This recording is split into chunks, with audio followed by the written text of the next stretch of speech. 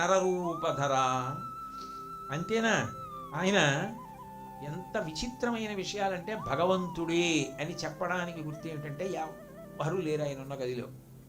దూరంగా ఒక వరండాలో శారదాదేవి నిలబడి ఉన్నారు. ఆయన ఆరోగ్యం కోసమని చాలా ఇరుకు గదిలో ఉండేవారు దక్షిణేశ్వరంలో. ఆయన శిష్యులందరూ కలిసి ఆయన్ని తీసుకెళ్లి కాశీపురంలో ఎదురుగుండా ఒక పెద్ద కొలను అవి ఉండి విశాలమైన ప్రాంగణం, ఇంకా చిట్ట చివరి రోజుల్లో అక్కడ ఉంచారు. అక్కడ ఉంచినప్పుడు ఆ విశాలమైన గదిలో ఆయన పడుకుని ఉన్నారు దూరంగా. మరి ఆయన అటువంటి స్థితిలో ఉంటే ఆవిడ కూడా పక్కన ఉండాలి అన్న స్పృహ, ఆ ఆర్తి ఉంటాయి కదా శారదాదేవికి. ఆవిడ కూడా ఉన్నారు అప్పుడు. ఉండి కాస్త దూరంగా నిలబడి ఉన్నారు. ఆయనకి సంబంధించినటువంటి వ్యక్తి నిరంజన్ అని ఆయనకి ప్రీతి. ఆ నిరంజన్ ఆయన స్నేహితులు కలిసి ఈత చెట్టు పళ్ళు కొన్ని కోసుకుని ఆ రసం తాగుదామని ఆ పెద్ద భవంతి యొక్క పెరట్లో ఉన్నటువంటి ఈత చెట్టుకి మంచి గెలలు గెలలుగా పళ్ళు ఉన్నాయి. ఆ పళ్ళ కోసం అని చెప్పి వాళ్ళు బయలుదేరుతున్నారు.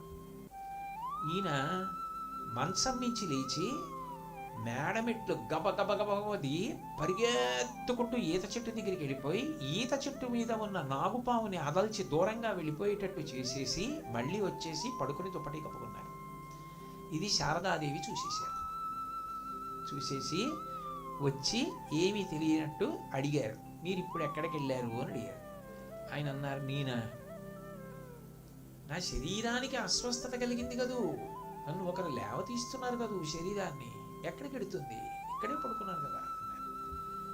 నాకు తెలుసు మీరు పరిగెత్తుకుంటూ వెళ్ళారా లేదా ఈత చెట్టు దగ్గరికి, ఏదో చేశారా లేదా, అక్కడ ఏదో అదిల్చి వచ్చారా లేదా అంటే, నన్ను నమ్ముకున్న నిరంజన్ ఉన్నాడు, వాడు ఆ ఈత చెట్టు పళ్ళ కోసం పెడుతున్నాడు, అక్కడ పెద్ద నాగుపాము ఉంది, వాళ్ళకి ప్రమాదం జరుగుతుందని ఆ పావుని దూరంగా తొలగొట్టి వచ్చాను, ఇప్పుడు వాళ్ళు వెళ్ళి ఈత పళ్ళు తింటారు.